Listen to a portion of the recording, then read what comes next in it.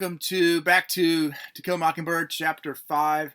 Today I want to do a couple things. I want to give you a summary of Chapter 5 and then look at some allusions and list the major theme of the chapter. So the book, Chapter 5, can be broken up into really two parts. One is Miss Maudie Atkinson, and two is sort of trying to make Boo come out by giving him a letter. So Scout, at the very beginning of this chapter, goes over to hang out with Miss Maudie because Jim and Dill continue to call her a girl. As she also beats up Dill twice. Apparently, she says, responding to Dill, Dill had asked me early in the summer to marry him. Then he promptly forgot about it. He staked me out, marked as his property, said I was the only girl he would ever love. Then he neglected me. I beat him up twice, but it did no good. He only grew closer to Jim. So again, this is the second boy that Scout fights and beats up in this book. Miss Maudie is the neighbor to Scout and Jim. She loves the outdoors. She loves planting. She loves her flowers. She wears a straw hat and overalls every day to work out in her yard. She apparently takes a bath at 5 o'clock every day. She's a great baker and bakes the best cakes in all of Macomb. She has an acid tongue in her mouth, and she will use it. She's also a widower. Scout's uncle actually, grew up with her and asks her every Christmas to marry him as a joke. Scout engages Miss Maudie into the subject of Boo Radley when she's hanging out with him. A few things that she asks if Boo is still alive. Miss Maudie claims that Boo is still alive because he has not been carried out yet. Scout, wonders if he's been stuffed up the chimney like Jim said. Miss Maudie laughs at that. Miss Maudie also talks about how Mr. Radley was a foot-washing Baptist. That according to foot-washing Baptists, everything of pleasure is a sin.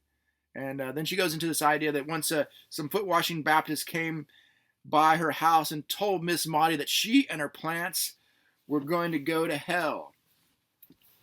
And that's on in this book right here, page 49. Foot washers believe anything that's a pleasure is a sin. Do you know some of them came out of the woods one Saturday and passed by this place and told me that me and my flowers were going to hell? Your flowers too? Yes, ma'am. They'd burn right up with me. They thought I spent too much time in God's outdoors and not enough time inside reading the Bible. She also says that about foot washers. The thing is, foot washing Baptists think women are a sin by definition. They take the Bible literally, And she goes on to saying, sometimes the Bible in the hands of one man is worse than the whiskey bottles in the hand of, your father. And then, of course, Scott replies that Atticus has never drank, and, Miss Maudie says, I wasn't really thinking about Atticus, but if Atticus drank until he's drunk, he wouldn't be as hard as some men are at their best. There are just some kind of men who are so busy worrying about the next world, they've never learned to live in this one. So, again, Miss Maudie's like, live in the present. The other thing that happens is you got some rumors about Boo. Scott asks if the things that they say about Boo are true, and Miss Maudie says, like, what things, one of Miss Maudie's responses was, Miss Stephanie Crawford even told me once that she woke up in the middle of the night and found him looking at her in the window. I said, what'd you do, Stephanie? Move over in bed and make room for him? That shut her up for a while. So this idea that that Boo goes out and stares in people's windows, Miss Maudie's like, says it's not necessarily true. Stephanie Crawford perhaps started some of those rumors. Miss Stephanie Crawford is the sort of the local gossip. And finally, Boo, Stephanie Crawford, or Miss Maudie gives Boo as a boy. She says, that is a sad house. I remember Arthur Radley when he was a boy. He always spoke nicely to me, no matter what folks said he did. Spoke as nicely as he knew how. And Scott asks, you reckon he's crazy? If he's not, he should be by now. The things that happen to people we never really know. What happens in houses behind closed doors. What secrets. The idea that, we don't know what happens behind closed doors is in people's houses. And something happened to Boo. And, that's why that's a sort of a sad, haunted house.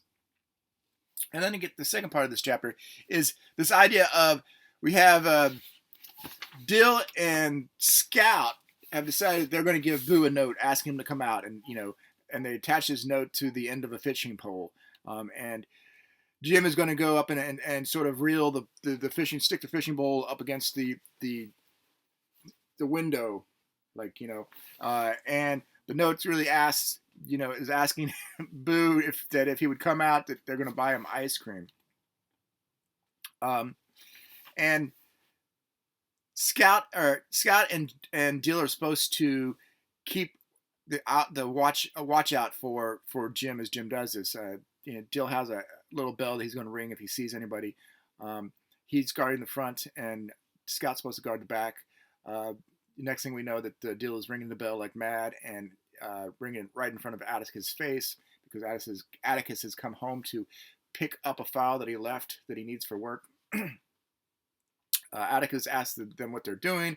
Jim responds with the typical, kid, nothing.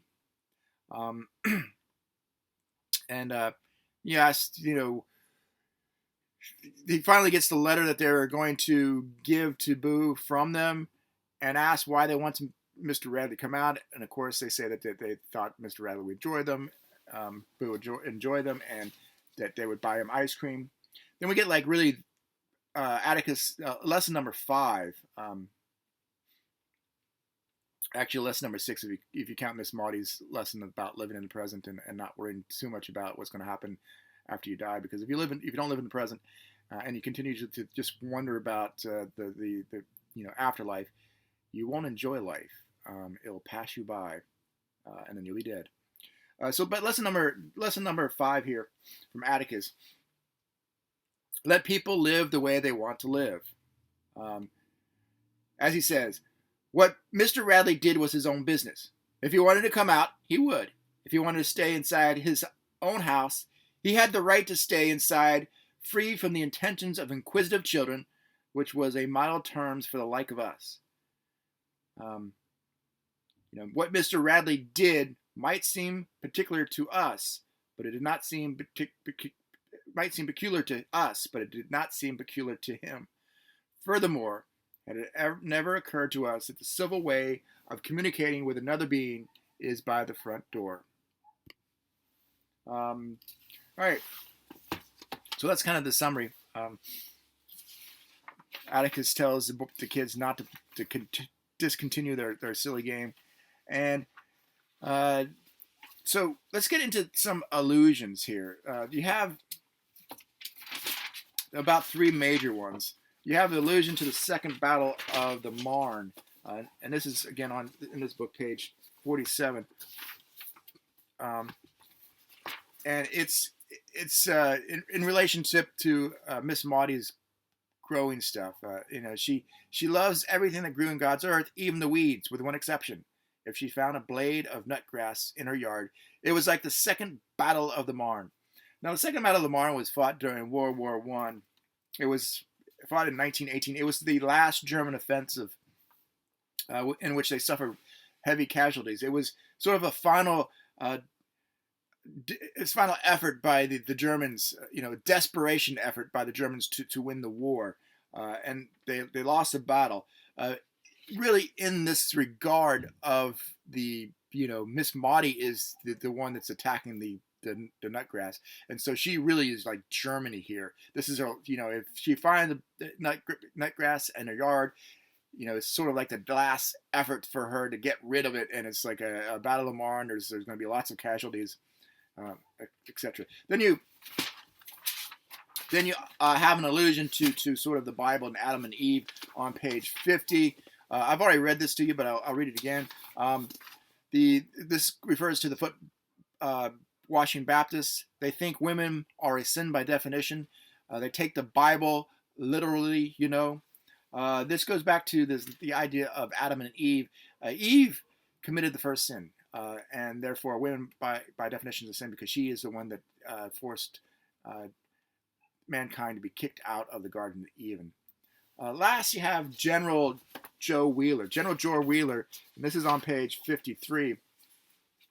Dill Harris is making up a bunch of stories about his father. It's really to sort of cover up the fact that he doesn't have a father and he's not wanted by really anybody. But so Dill Harris could tell the biggest ones I ever heard. Among other things, he had been up in a mail plane 7 times. He had been to Nova Scotia. He had seen an elephant, and his grad daddy was Brigadier General Joe Wheeler, and left him his sword. So General Joe Wheeler was a Confederate general. Again, this idea of the Confederate Civil War is extremely important. You're going to see a lot of allusions throughout the book. He was a cavalry general in the Civil War, fought mostly in the West. He was from Alabama. And he, was at the Battle of Chickamauga, which is one of the civil, this Confederate's big victories. He also was a general in the Spanish-American War and the Philippine-American War. He has a statue that was put up by the state of Alabama at the U.S. Capitol, and there's a park in Alabama named after him. So he's an extremely famous Alabaman, both politician and war hero. So it's really important that that Dill has sort of linked himself with this guy. So some themes to think about in this book. Well, or in this chapter, the big theme, of course, is the theme of prejudice. It starts out with this idea that Dill and Jim are calling Scout a girl. So often that she decides that she doesn't want to hang out with him anymore and goes to Miss Maudie's house. You have these Baptists who are telling Miss Maudie, is a Baptist herself, but not bushwatching, that she's going to go to hell because she spends too much time in the outdoors and not enough time reading the Bible. And the idea that women by definition are a sin according to them. And then you have this idea, also these kids tormenting, at least in Atticus' eyes, their neighbor Boo Radley. So, and he's sort of the strange because no one really understands why he does things. So you have the themes of prejudice, against women and against those who are different than us. All right. Also, think about the 2 lessons that are sort of present in this chapter. You have the lesson of living in the moment, and the lesson of that Atticus gives, that let people live the way they want to live.